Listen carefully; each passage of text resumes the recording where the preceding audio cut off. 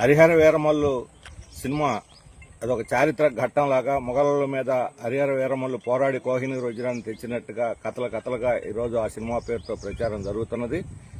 వాస్తవానికి చరిత్రలో హరిహర వీరమల్లు అనేవాడు లేడు.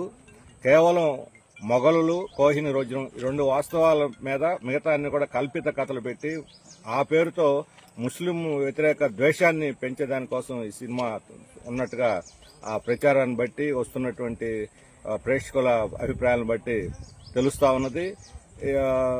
వాస్తవానికి చరిత్రలో కల్పిత గాథని ఒకటి పెట్టి ఈ రకమైనటువంటి ఇది చేయటం సరైనటువంటిది కాదు. అందులో పవన్ కళ్యాణ్ లాంటి ఒక ఉన్నత స్థానంలో ఉన్నటువంటి వ్యక్తి ప్రజలకు వాస్తవాలు చెప్పాల్సిన పోయి కల్పిత కథలను చరిత్ర కింద చూపెట్టి భ్రమలు సృష్టించడం సరైనది కాదు. అందుకని సినిమాలో, బయట పోస్టర్లో, ప్రచారం అన్నింటిలో కూడా ఇది చరిత్ర కాదు కల్పితం అనే ప్రచారం కూడా దీంతో పాటు వేయాలని చెప్పి సిపిఎం డిమాండ్ చేస్తున్నది. ఆ కాలంలో సృష్టించబడిన సంపద అంతా మన దేశంలో ఉండిపోయింది. మొఘలు కూడా ఇక్కడే ఆఖరి మొఘలు చక్రవర్తి కూడా బ్రిటిష్ వాళ్ళతో పోరాడే చనిపోయాడు. కానీ ఆ తర్వాత వచ్చిన బ్రిటిష్ వాళ్ళు మన సంపదనంతా దోచుకొని బ్రిటన్ తరలించుకుపోయారు. చివరి కోహినూర్ వజ్రాన్ని కూడా తీసుకుపోయారు. ఆ వాస్తవాన్ని ప్రజలకు చెప్పకుండా ఈయన పలుకుబడి, పవన్ కళ్యాణ్ గారి పలుకుబడిని మోడీ దగ్గర ఉంది, కేంద్ర ప్రభుత్వం మీద ఉంది, హోమ్ మినిస్ట్రీలో ఉంది, దాన్ని ఉపయోగించి ఈరోజు కోహినూర్ వజ్రాన్ని భారతదేశానికి తిరిగి రప్పిస్తే, లండన్ నుంచి బ్రిటిష్ వాళ్ళ చేతుల నుంచి విముక్తి చేసి మన దేశానికి రప్పిస్తే భారత ప్రతిష్ట ఇనుమడింపజేసిన వాళ్ళు అవుతారు.